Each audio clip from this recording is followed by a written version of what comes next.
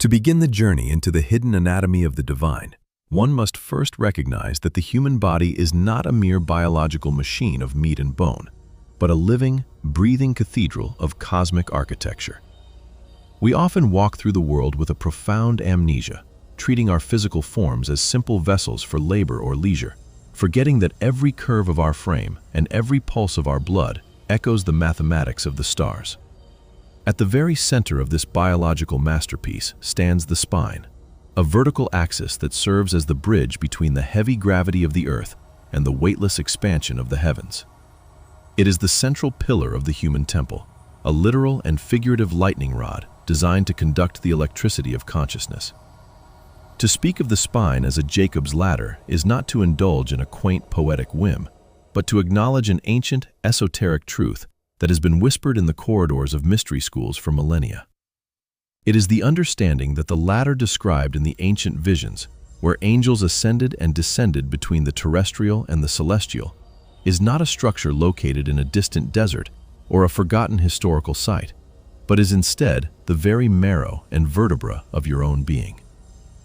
Imagine for a moment that the universe is a vast symphony of vibration, and your spine is the fretboard upon which the song of your life is played. In this context, the anatomy of the body becomes a sacred geography, a map of a territory that most of us have never fully explored.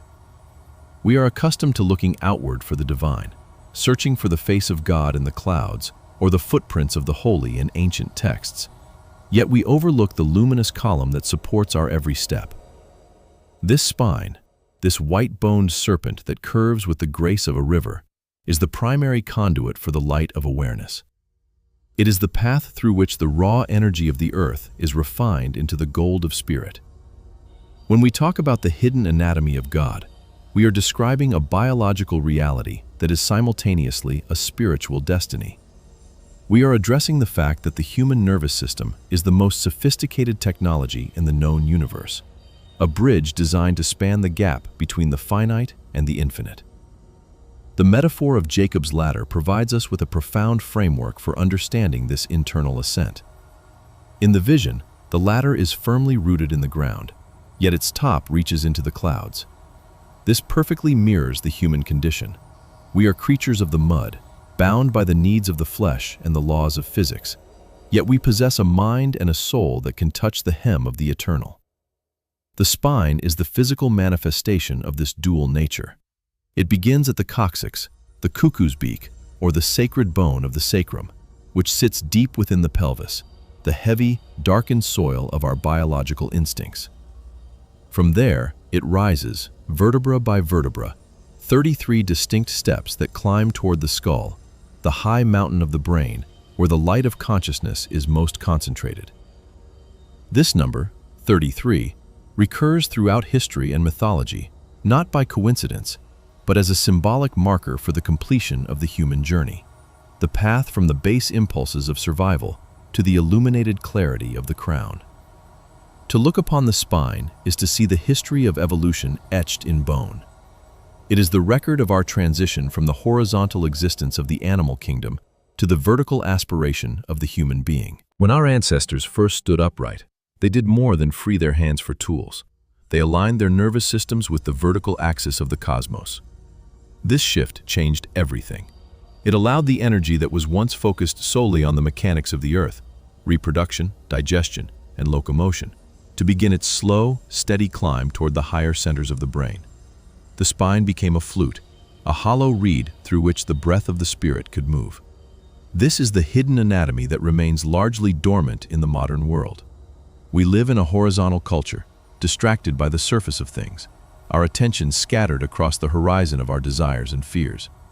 We have forgotten how to breathe life into the ladder, how to stoke the fire at the base of the spine so that it may rise and illuminate the dark chambers of the mind. As we peel back the layers of this mystery, we find that the spine is protected by a fluid that is as clear as crystal and as precious as any holy water.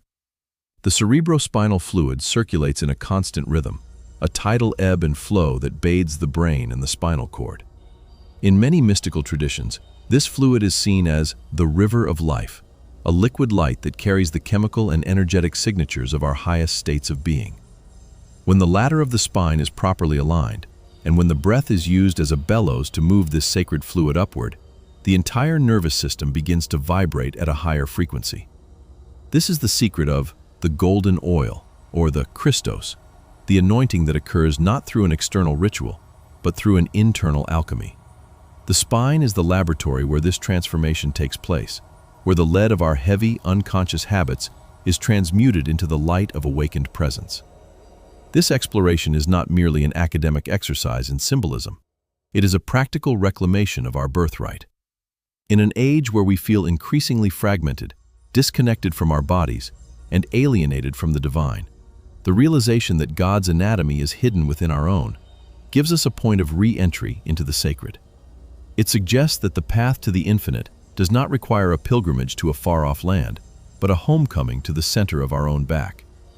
Every time we sit in stillness and feel the length of our spine, every time we breathe into the spaces between our vertebrae, we are engaging with the Jacob's ladder. We are acknowledging that we are the place where heaven and earth meet. We are the ladder itself, and the angels that ascend and descend are the thoughts, energies, and insights that move through our conscious field. This introduction serves as an invitation to view yourself through a lens of profound reverence. You are not a random collection of cells, but a deliberate expression of a cosmic intelligence that has mirrored its own structure in your very bones. The spine is the axis mundi, the world tree, the rod of Aaron, and the scepter of power.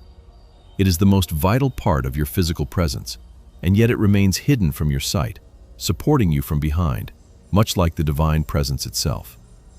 As we move deeper into this exploration, we will look at how this structure defines our perception of reality, how it holds the keys to our liberation, and how the ancient myths of gods and heroes are actually coded descriptions of the biological processes occurring within your own marrow. The journey up the ladder is the journey toward the self, a climb that requires courage, alignment, and a willingness to see the biological as the ultimate expression of the theological. We stand at the threshold of a new understanding of the human form.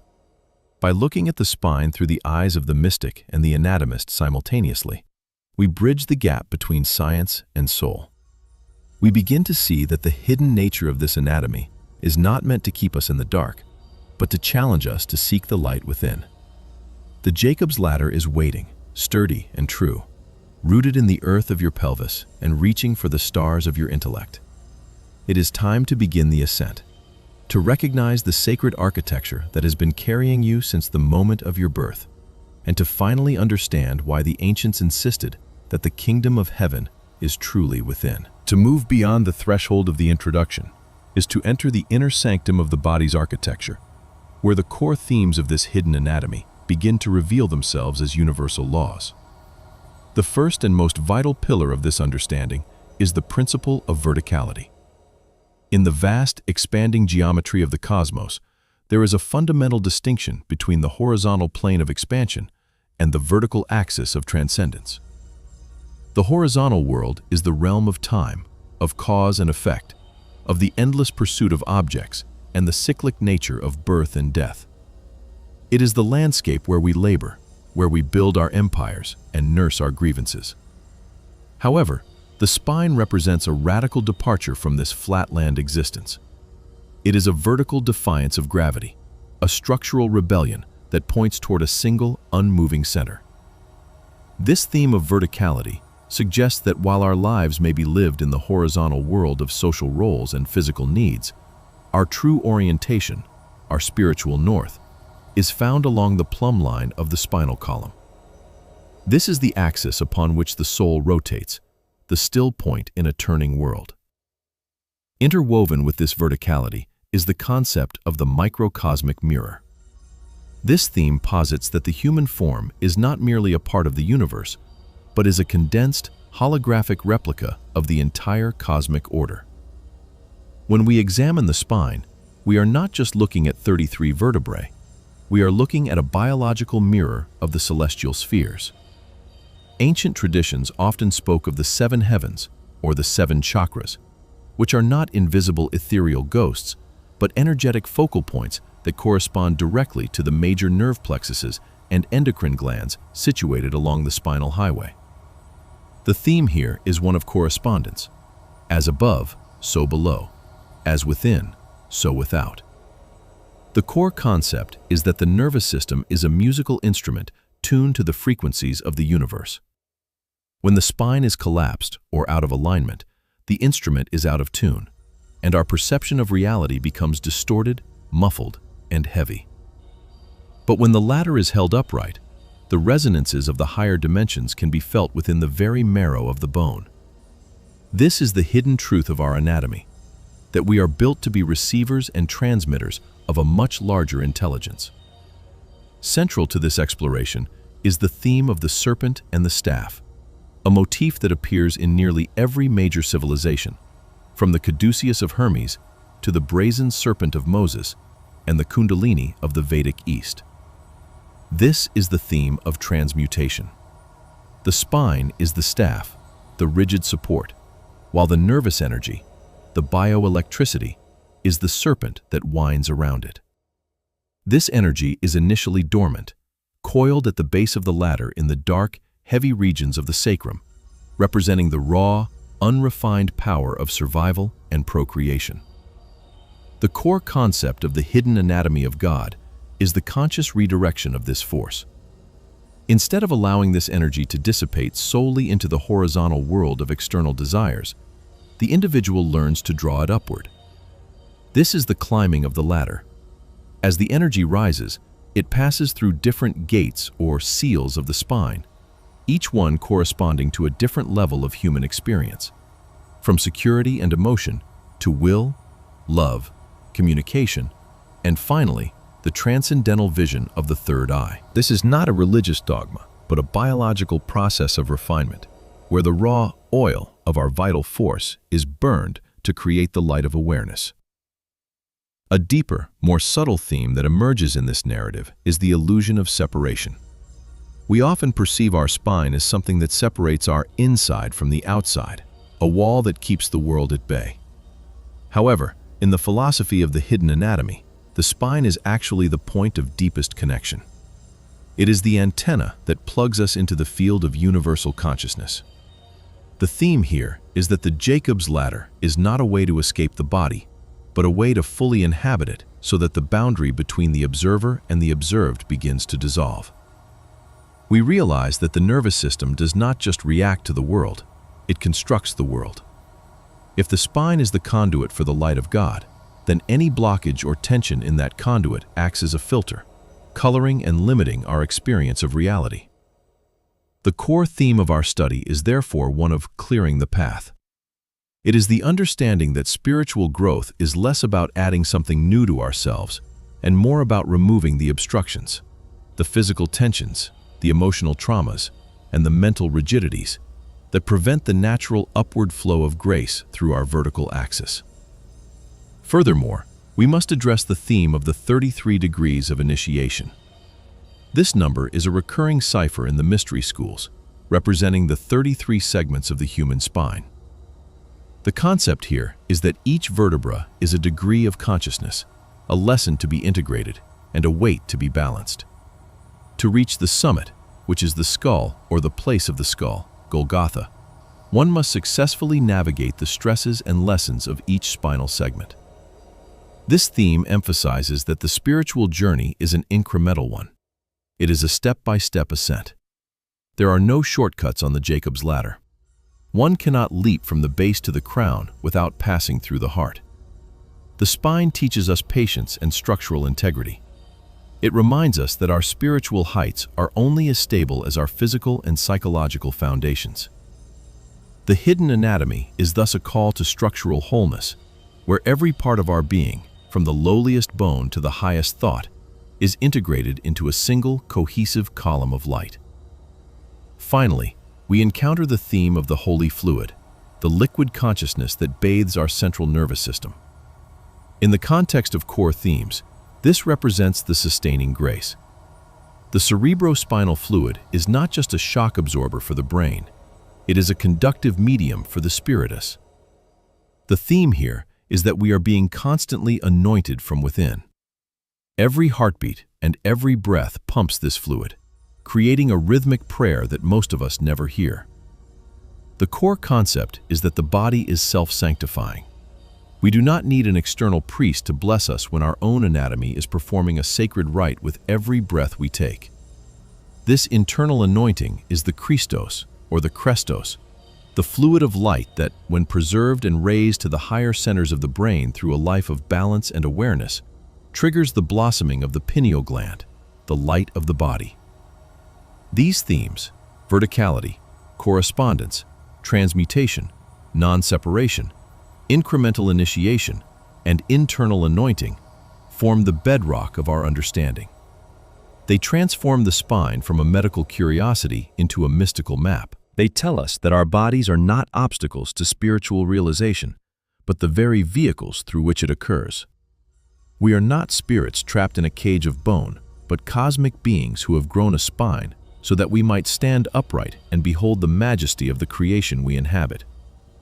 As we understand these pillars, we begin to see the hidden anatomy of God, not as a secret kept from us, but as a secret kept for us, waiting for the moment we decide to look within and begin the climb. The ladder is set, the rungs are firm, the light is calling from above, and the earth is supporting us from below. To truly grasp the magnitude of the spine as a celestial ladder, one must look toward the tapestries of ancient myth and the allegories that have shielded these truths from the profane while revealing them to the seeker. Across the disparate cultures of the world, a singular story repeats itself: the story of the world tree, the axis that pins the spinning earth to the stationary heavens. In the Norse tradition, this is Yggdrasil, the mighty ash tree whose roots dive deep into the underworld of hell, while its branches brush the heights of Asgard. At its base, a serpent gnaws at the roots, and at its summit sits an eagle of vast vision. This is not merely a folk tale of the northern woods.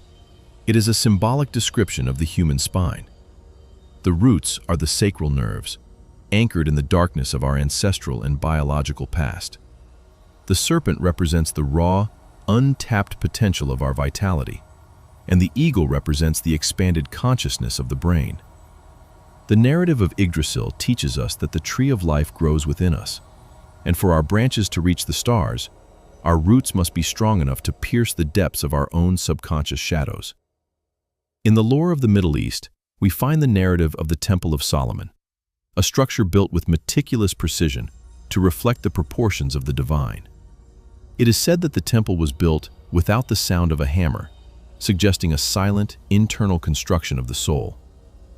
At the heart of this temple stood two great pillars, Jachin and Boaz, strength and establishment. These two pillars represent the dualistic nature of our nervous system, the sympathetic and parasympathetic branches that wind around the central spinal column. The narrative of the temple tells us that the Holy of Holies is situated at the top of a winding staircase. This staircase is the 33-step ascent of the vertebrae.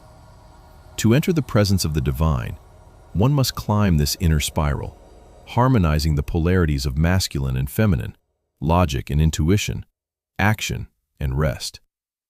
The story of the temple is the story of the spine being consecrated, moving from a common house of trade and distraction to a sanctuary where the light of the Shekinah, the divine presence, can finally dwell. The myth of Osiris in ancient Egypt provides perhaps the most visceral symbolic narrative of the spinal mystery. Osiris, the god of the afterlife and regeneration, is often associated with the Jed pillar, a ritual object that resembles a stylized backbone with 4 horizontal bars at the top. When Osiris is murdered and dismembered by his brother Set, representing the fragmentation of our consciousness into the many distractions of the material world, his sister wife Isis must gather his pieces to resurrect him. The most vital piece in this restoration is the Jed, the spine. In the raising of the Jed ceremony, the pillar was tilted upright to symbolize the return of stability and life to the land. This narrative whispers to us that we are all, in a sense, dismembered. Our attention is scattered, and our divinity is buried in the coffin of our physical limitations. To be raised, as Osiris was, is to align the spine, to restore the central pillar of our being so that the life force can flow once more from the earth to the crown, turning the mortal man into a living god. We see this narrative echoed again in the Greek myth of Prometheus, who stole fire from the gods to give to humanity. He carried this fire within a hollow fennel stalk, a clear metaphor for the spinal cord within its bony casing. The fire is the spark of self-awareness, the electricity of the spirit. However, because humanity was not yet ready for this power, Prometheus was chained to a rock, where an eagle would eat his liver every day, only for it to regrow at night. This speaks to the cyclic suffering of those who possess the potential for divinity, but remain chained to the heavy density of the lower nature. The liver, in ancient symbolism, was often associated with the lower desires and emotions. The narrative suggests that until we learn to use the fire within the stalk correctly, until we move it up the ladder of the spine to the higher centers, we remain in a cycle of depletion and regeneration, never truly breaking free from the gravity of our animal instincts. The symbolic narrative extends into the story of the Exodus, where Moses leads his people through the wilderness toward the promised land.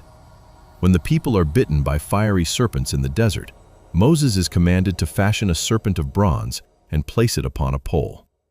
All who looked upon the serpent on the pole were healed. Here, the pole is the spine, and the bronze serpent is the vital energy raised and fixed in a state of high vibration. To look upon the serpent is to turn one's attention inward to the ascending energy within the vertical column. This narrative teaches us that the very thing that bites us, our desires, our passions, our raw vitality, is the same thing that heals us when it is properly directed and elevated.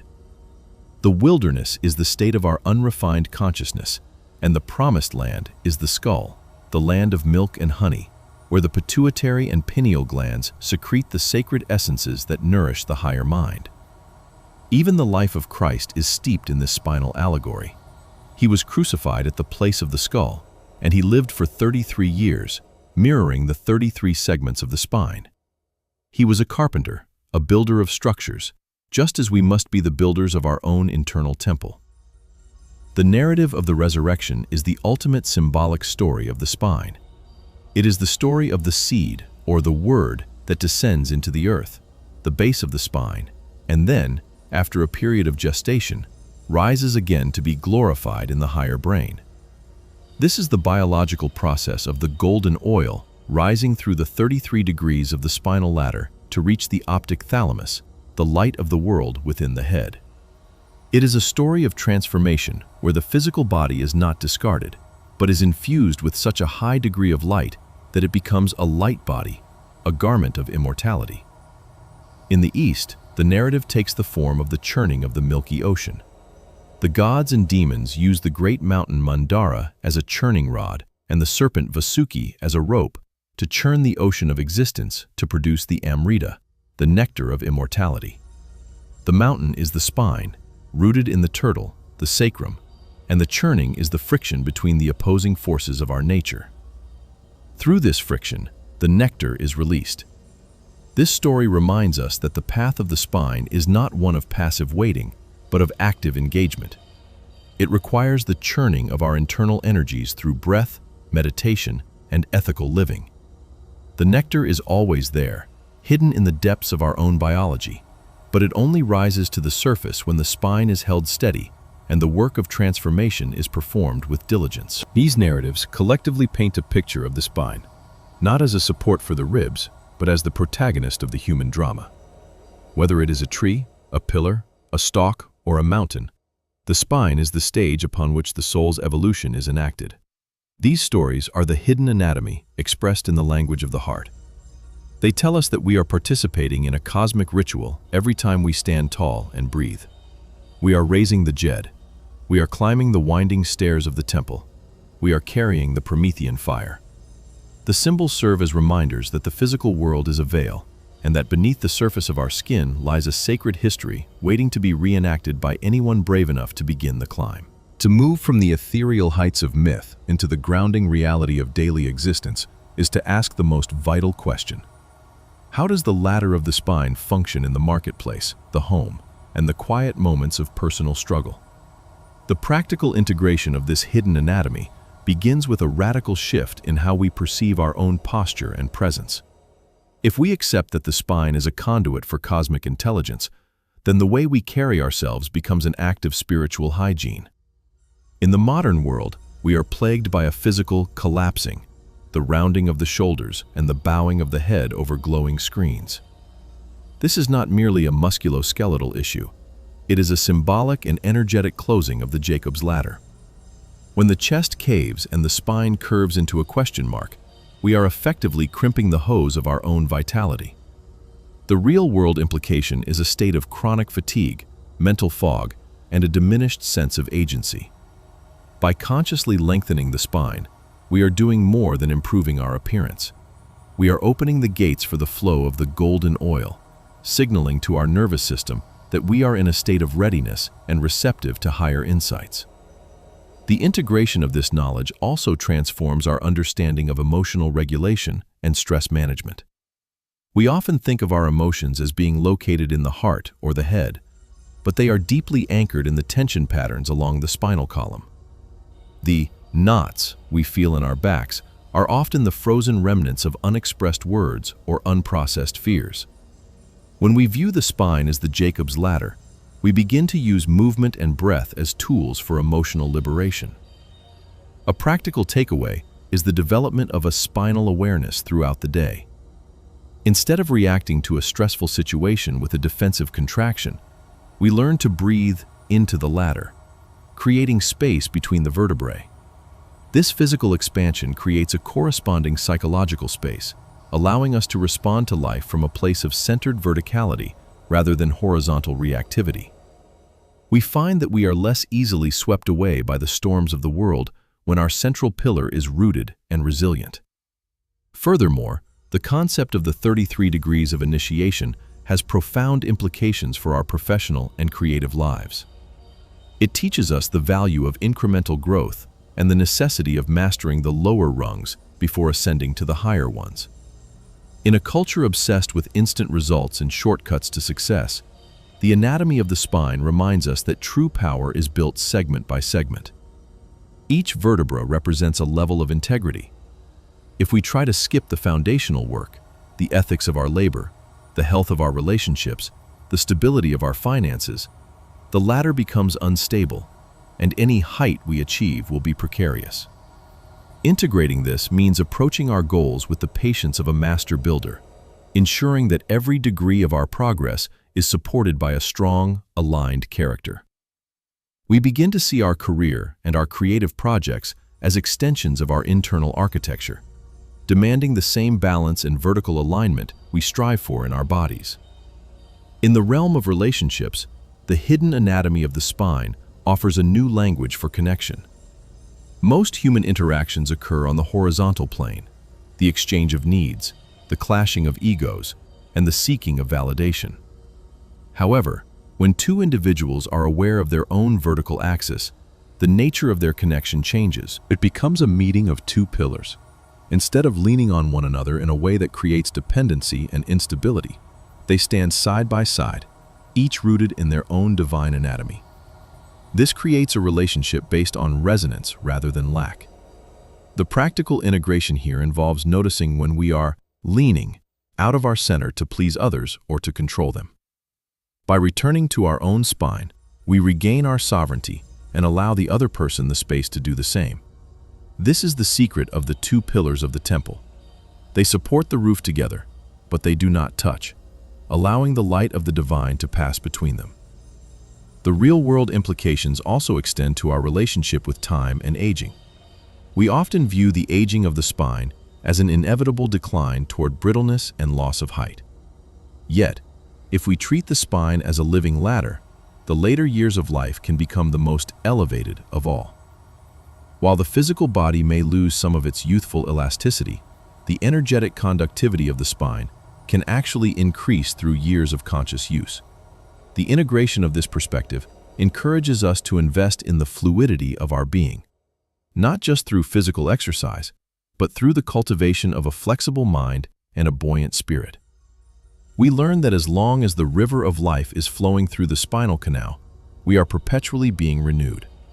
This shifts our focus from the external signs of aging to the internal state of our illumination, turning the second half of life into a deliberate ascent toward the summit of the skull, where wisdom and peace reside. Finally, we must consider the practical impact of the internal anointing.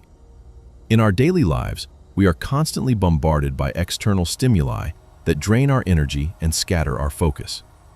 The practice of preserving the oil, keeping our nervous system calm and our attention directed inward, becomes a vital survival skill.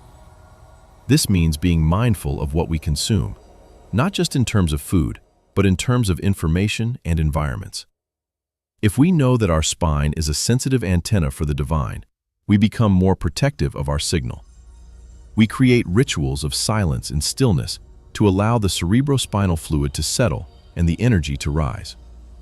This is not about escaping the world, but about ensuring that we are anointed with our own clarity before we step out to meet the world's challenges. The result is a life lived with a sense of quiet authority, where we are no longer victims of circumstance, but architects of our own reality. These practical integrations show us that the hidden anatomy of God is not a remote theological concept, but a blueprint for a more powerful and graceful way of being. By aligning our physical structure, we align our destiny. By breathing into our bones, we breathe into our potential. The Jacob's ladder is not a dream of the past. It is the structural reality of the present. Every action we take, every word we speak, and every thought we hold is a vibration that travels up and down this marvelous column. When we live with this awareness, the mundane world begins to shimmer with the light of the sacred, and we realize that the ladder we were looking for was the one we have been standing on all along. We arrive finally at the summit of our exploration, standing at the high mountain of the skull, looking back down the winding path of the 33 steps we have traversed. To understand the hidden anatomy of God is to realize that the human experience is a profound invitation to participate in the divine architecture of the universe. We have seen that the spine is not merely a stack of bones, but a Jacob's ladder, a vertical bridge of light and liquid consciousness that connects the gravity of our animal origins to the limitless expansion of our spiritual destiny. This journey has revealed that the ancient myths and the biological realities of our nervous system are two languages describing the same magnificent truth. You are the site of a cosmic encounter. Every breath you take is a bellows stoking the fire of your internal alchemy, and every moment of focused presence is a step taken toward the realization of your own divinity.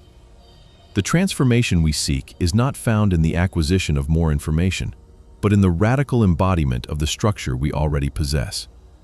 We are called to stop living as though we are horizontally bound, trapped in the endless loops of past regrets and future anxieties, and to instead claim our vertical birthright. To live from the spine is to live with a sense of unwavering center. It is to recognize that while the world may push and pull at our edges, our central pillar remains a direct line to the infinite. This is the ultimate reclamation of power. When you align your spine, you are not just correcting your posture, you are aligning your will with the higher laws of the cosmos. You are declaring that you are no longer a fragmented collection of experiences, but a unified column of awareness, capable of conducting the full frequency of life without being shattered by its intensity. This realization carries with it a solemn and beautiful responsibility. If the anatomy of God is hidden within you, then you are a living temple, and your life is the ritual performed within its walls. This means that your physical health, your emotional clarity, and your mental focus are not merely personal concerns. They are the maintenance of the sacred conduit. Every time you choose peace over conflict, every time you choose to raise your energy rather than dissipate it in distraction, you are polishing the rungs of the ladder. You are ensuring that the angels of your higher insights can descend into your daily actions, and that the prayers of your efforts can ascend to the heights of your potential. The transformational call is to live with the reverence that such a structure demands, treating your own body as the most precious piece of technology in the known universe. The path of the Jacob's ladder is ultimately a path of homecoming. It is a return to the simplicity of the breath and the majesty of the upright form. As we conclude this narrative, The invitation is to move through the world with a new sense of quiet wonder. Feel the weight of the sacrum anchoring you to the earth's wisdom, and feel the lift of the crown reaching for the stars. Remember that the golden oil of your vitality is a sacred substance meant to be preserved, refined, and elevated until it illuminates the eye of your understanding. This is the secret work of the human being, to turn the lead of the mundane into the gold of the miraculous, right here within the marrow of our bones. Let this be the moment of your reawakening. The ladder is set, the path is clear, and the architecture is already within you, supporting your every movement and waiting for your recognition. You do not need to seek God in the heights of the heavens or the depths of the earth, for the spine you carry is the very ladder that connects them both. Stand tall in the dignity of your vertical axis. Breathe life into the 33 degrees of your initiation. Allow the river of life to flow unimpeded from your base to your crown. By honoring the hidden anatomy of your being, you become a living bridge between the worlds, a vessel of light, and a true inhabitant of the kingdom that has always been within. The climb is not somewhere else. It is here, in the alignment of your back and the opening of your heart. The ascent begins with a single conscious breath. Step onto the ladder and begin.